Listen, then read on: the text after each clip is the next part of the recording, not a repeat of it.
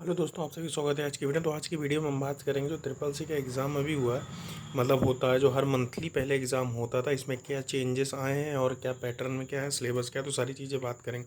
तो हम जहाँ तक की बात करेंगे पैटर्न की, तो देखिए पहले क्या होता था, हर मंथ पेपर होता था आपका, कि आप जैसे हर मंथ चलता था कि जून में भी पेपर होना है, जुलाई में भी होना है, अगस्त में भी पेपर होना है, सितंबर में भी होना है, हर महीने चलता था। या आपने जैसे मई में एक फॉर्म भर दिया तो जून छोड़ जुलाई में आपका पेपर हो जाता था, ठीक है।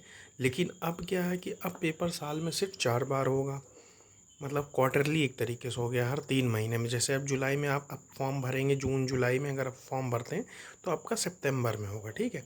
इसके बाद अगस्त सितंबर में अगर आप फॉर्म भरते हैं तो आपका दिसंबर तक होगा। तो अब ये जो क्या है, ये 3 3 मंथ का क्वार्टरली ये पैटर्न में चेंज आया, और कुछ चेंजेस नहीं आए कि अभी सारी नेगेटिव मार्किंग से लेके और कोई चेंजेस नहीं आया। अभी बेसिकली ये चेंज आया कि अब जैसे पेपर साल में 4 बार कंडक्ट होंगे, पहले हर मंथ कंडक्ट होते थे, आपने पिछले 3 महीने 2 महीने पहले भरा तो 2 ढाई महीने बाद हो जाता, लेकिन अब पेपर सिर्फ साल में 4 बार कंडक्ट हो। वही बात सिलेबस की बात करूँगा, देखिए 100 क्वेश्चन का पेपर होता है, ठीक है। 100 क्वेश्चनों का पेपर होता है और इसमें 90 मिनट मिलते हैं, ठीक है। हर एक क्वेश्चन के लिए 1 नंबर का रहता है, 1 मार्क्स का एक क्वेश्चन हो जाता है। अभी तक इसमें निगेटिव मार्किंग भी नहीं है, नो निगेटिव मार्किंग है। अब पासिंग परसेंट आपको 50% चाहिए होते हैं, ठीक है। ये सारी चीज़ें इस पे रही। मैं ग्रेड की बात करूँ तो देखिए 50 के नीचे इस पर अगर आप मानेंगे तो फेल मांगेंगे, 50% चाहिए। इसके बाद 50 से आप 54 के बीच में आ जाएंगे तो आपको डी यानी मिनिमम पास जो होता है उसको बोलेंगे, ठीक है। वही मैं बात करूँगा, अगर आप 55 से लेके 64 के बीच में आ जाएंगे तो आपको ग्रेड सी मिल जाएगा। यही आप 65 से लेके 74 के बीच में आ जाएंगे तो आपको बी ग्रेड मिल जाएगा। वही 75 से लेके 84 के बीच में आ जाएंगे तो ए मिलेगा। 70 से 84 मिल जाएगा, ठीक है आपको। वहीं अगर आप 85 के ऊपर लेके आएंगे तो आपको एस यानी सुपर जो होता है वो मिल जाएगा। इसके मैं बता दूं चैप्टर, देखिए बेसिकली इसमें विचार इंट्रोडक्शन ऑफ कंप्यूटर हो जाता है, सिलेबस में बात कर दूंगा। इंट्रोडक्शन ऑफ सिलेबस हो जाता है, यानी कंप्यूटर के फंडामेंटल बेसिक 25 क्वेश्चन इसके आ जाते हैं।